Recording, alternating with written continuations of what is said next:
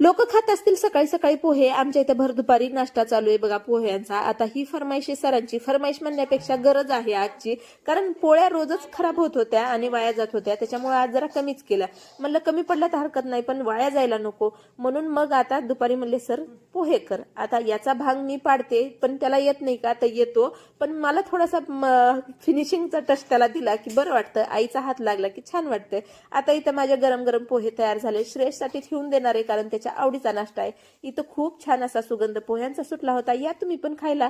इथे सरांच्या मागे लागले बीएलओचं काम आणि इतके सध्या परेशान आहेत ते की काय सांगावं। आता म्हणलं बाहेरचे काम अजिबात तुम्ही करू नका, मीच करते सगळे, कारण त्यांच्या कामामध्ये मी कुठं त्यांना काम सांगू, त्याच्यामुळे आता मीच सगळे बाहेरचे काम करणार। इथे आता ब्रू कॉफी घेतलेली आहे आणि माझ्यासारखी कॉफी कुणालाच करता येत नाही बरं का, कारण सगळेच जण म्हणतात आणि माझ्या हातची मला सुद्धा खूप खूप आवडते। लगेच सरांच्या हातात दिले आणि सरांचे एक्सप्रेशन माझ्या कॉफी पिऊन असे काही होते।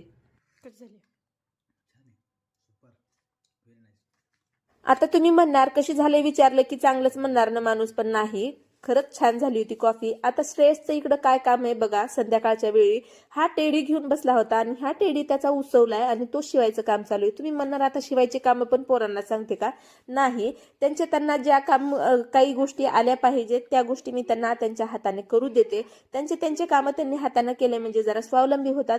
आता उद्या नाश्ता करायला पण शिकवणार आहे, खिचडी टाकायला पण शिकवणार आहे, दूध वगैरे करायला शिकवलेलंच आहे आणि अखिलेशला बऱ्यापैकी काही गोष्टी येतात, आता श्रीला सुद्धा शिकवणार आहे। बाकी तुम्हाला व्हिडिओ कसा वाटला, आवडला तर लाईक करा, शेअर करा आणि चॅनलला सबस्क्राईब करा। भेटू लवकरच पुढच्या व्हिडिओमध्ये।